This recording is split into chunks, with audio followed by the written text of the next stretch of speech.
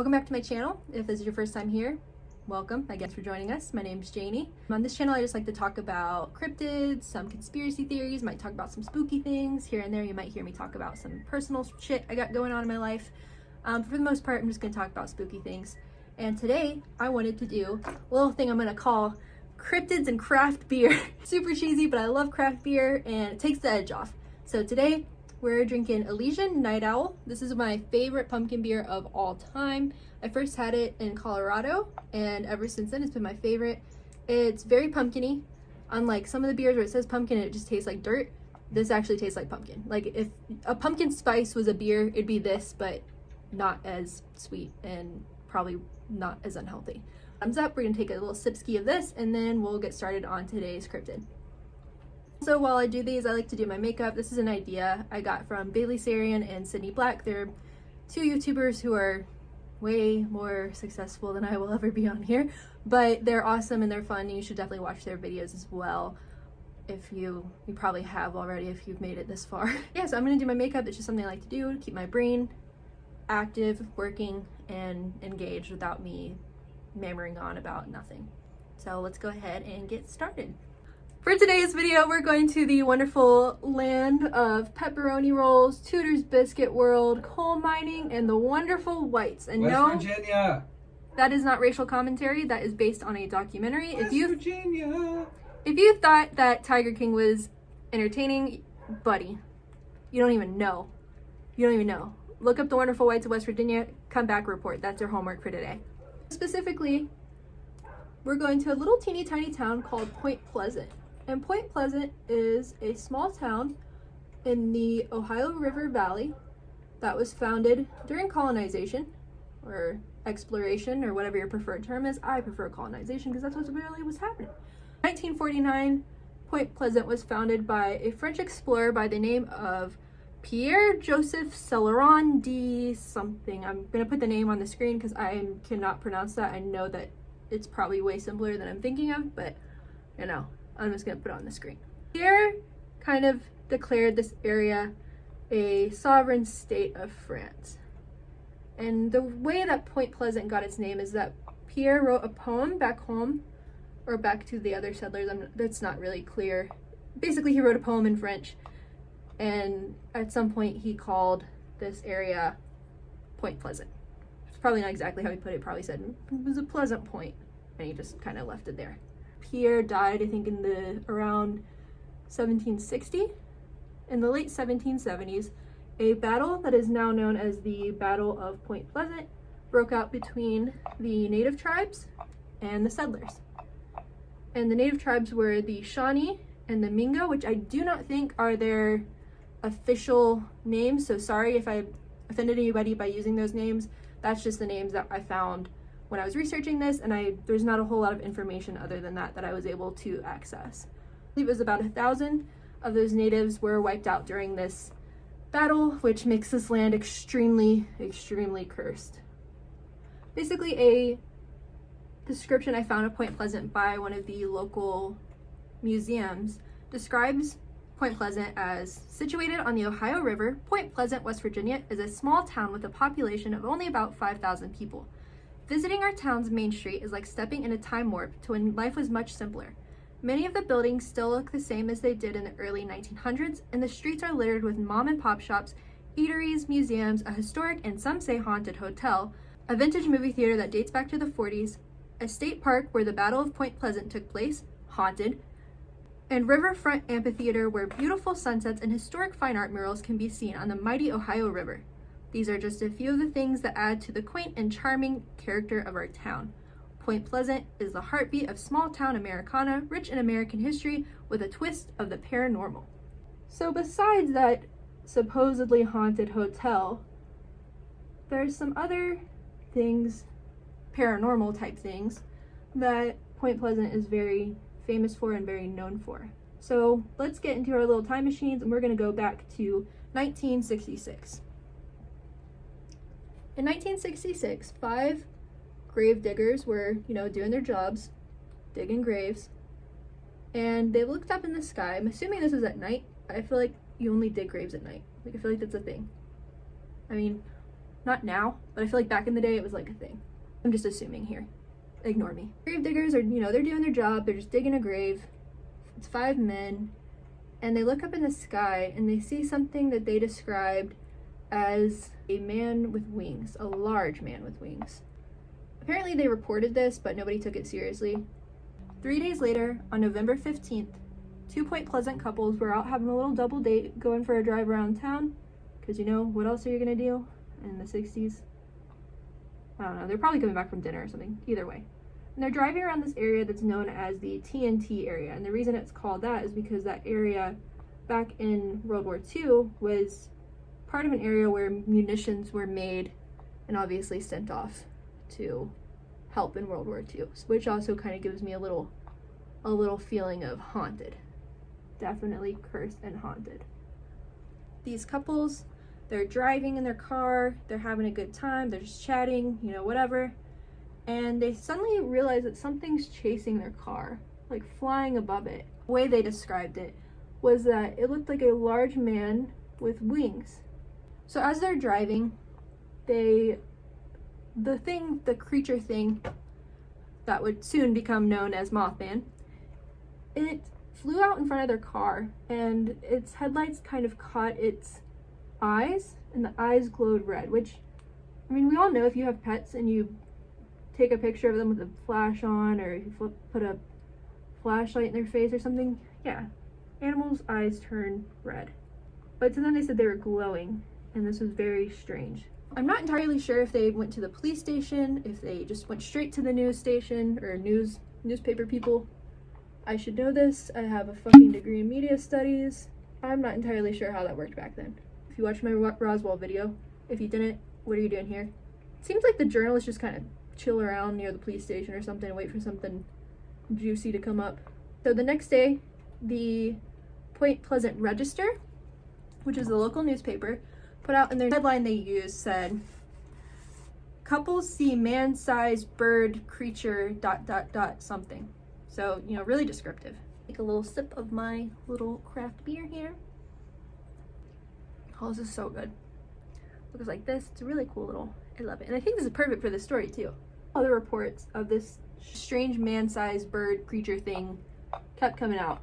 And actually one local man who was not named, he actually attributed this strange creature and all of its sightings to his pet German Shepherd going missing.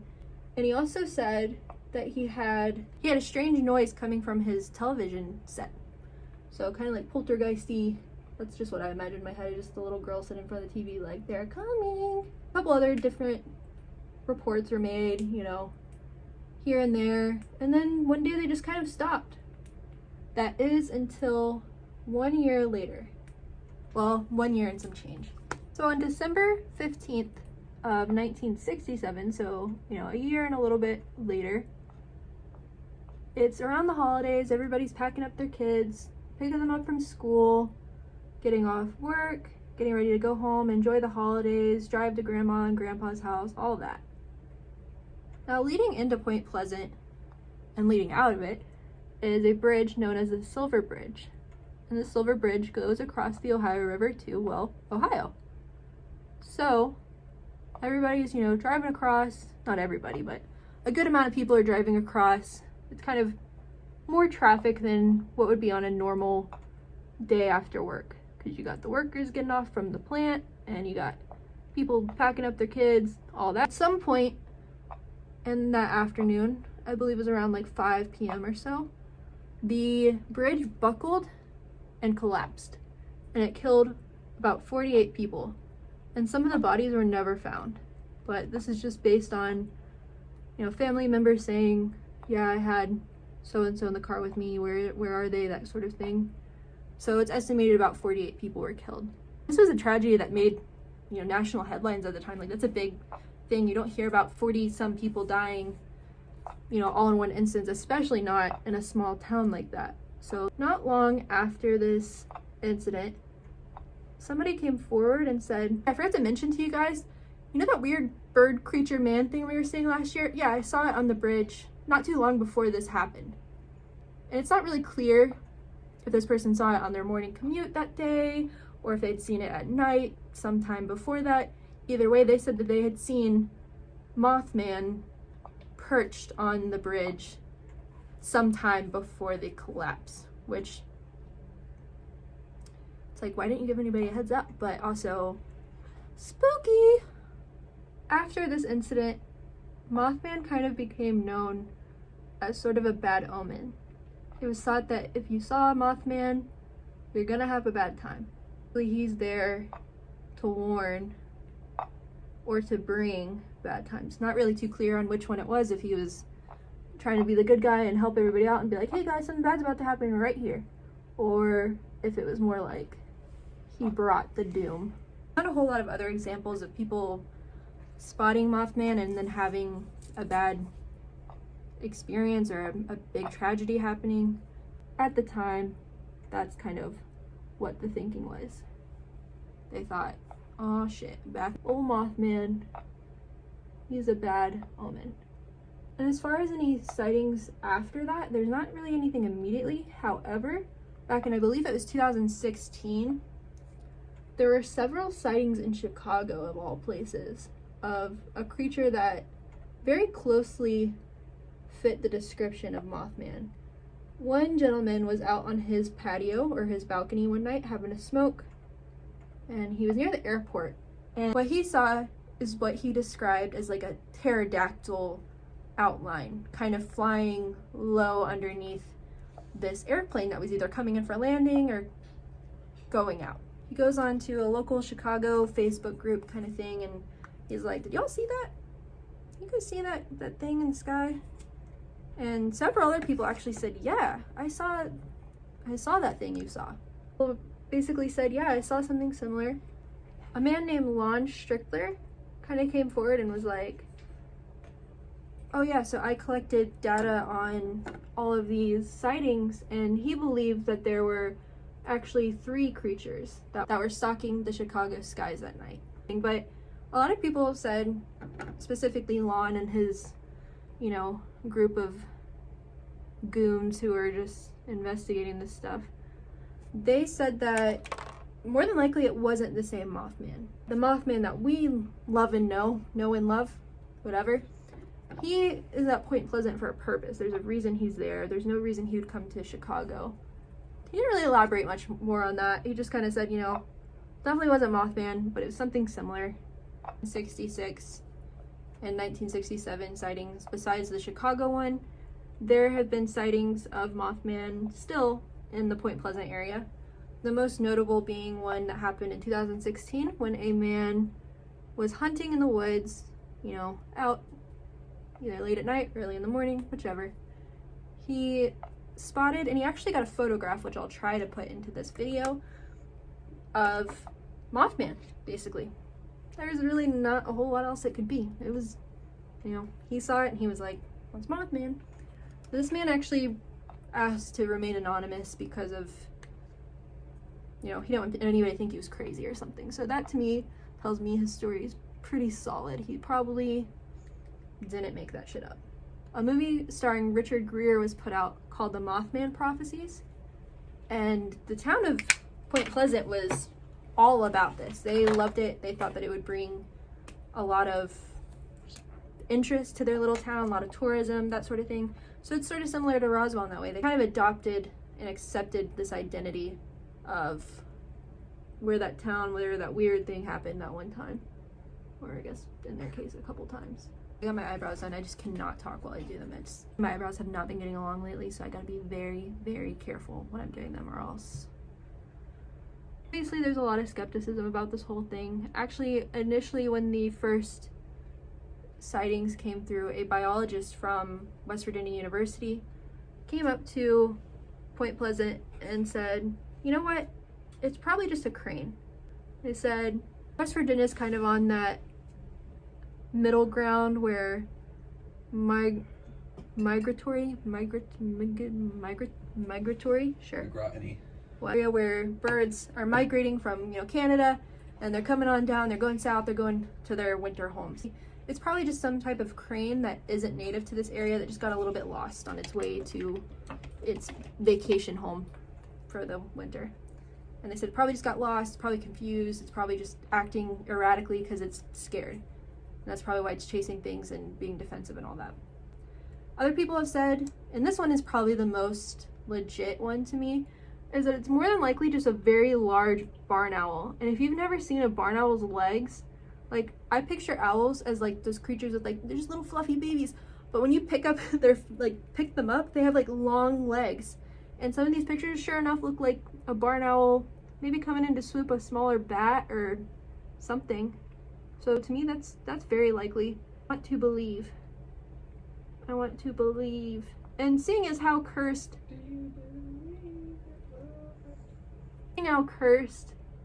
this land is, it would not surprise me if some type of spirit came back and was trying to settlers from many, many years later. I don't know.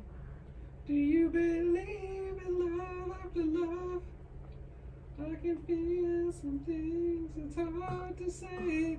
I really don't. That's not even the words. No. In my mind, yes they are, yes they are. Fake Cher fan. Oh, I thought it was Whitney. Cher stinks. Cher invented house music. No, Frankie Knuckles did, but nice try. Your mom's Frankie Knuckles? Oh my god. Also, I feel like my commentary adds a little bit of funniness to it. What, you didn't think I was funny enough? No, I thought you were doing a very, very good job, but it just, some things you say, I really just wanted to shout something because I had something really funny to say. Eventually. Alright, so that's my final makeup look. Didn't feel like doing too much on my skin because it's kind of late at night and just didn't feel like doing it. So obviously we got the skeptics saying it's just an owl. We got the believers who want to believe, and I want to believe. I want to believe that Mothman's real. But I hope that he's like more of like a good guy, like trying to warn people that something bad's gonna happen than bringing the bad thing. And I remember up on the border of West Virginia and Virginia, and a lot of times me and my friends would go driving, and I remember one time, so there's this area where there's a railroad track and there's a little tunnel under it that you can drive. It's like one car can drive through at a time. I remember one time my friend saying like, how fucked up would it be if Mothman was on the end? And I was like, holy shit. And I didn't know what Mothman was.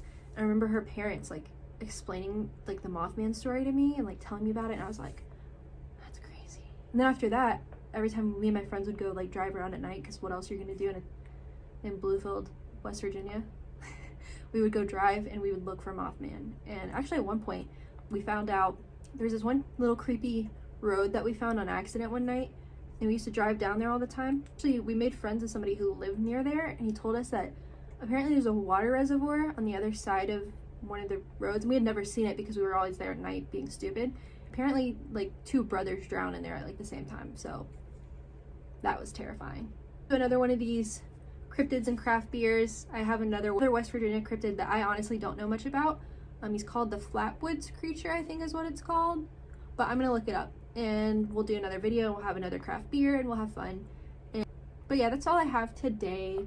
Thanks for chilling with me. Go out and get you a nice pumpkin beer or a nice pumpkin drink. Get in the fall mood. It's almost spooky season, baby. Let's do it. Let's do it. Let's do it. Okay, that was stupid. That's all I got for you. Thanks for hanging out. I hope you guys have a wonderful evening, day, weekend, whatever it is, whenever you're watching this. Bye. Hey guys, this is Janie from the future. I forgot to mention when I was filming this, if you go to Point Pleasant, West Virginia now, there's actually a really cool statue of Mothman kind of in the town center. There's also a Mothman Museum, which is the museum I got the description from, so thank you to the Mothman Museum of Point Pleasant for providing that. To Roswell, how I explained the Roswell video, there's actually, it's kind of turned into one of those cool little tourist towns you can kind of visit on a road trip, so I wanted to just go ahead and include that and kind of plug in that Point Pleasant stuff, so that way if you guys are ever in the area and you want to go visit, there's actually some cool stuff to see there. And it's got a bunch of little diners.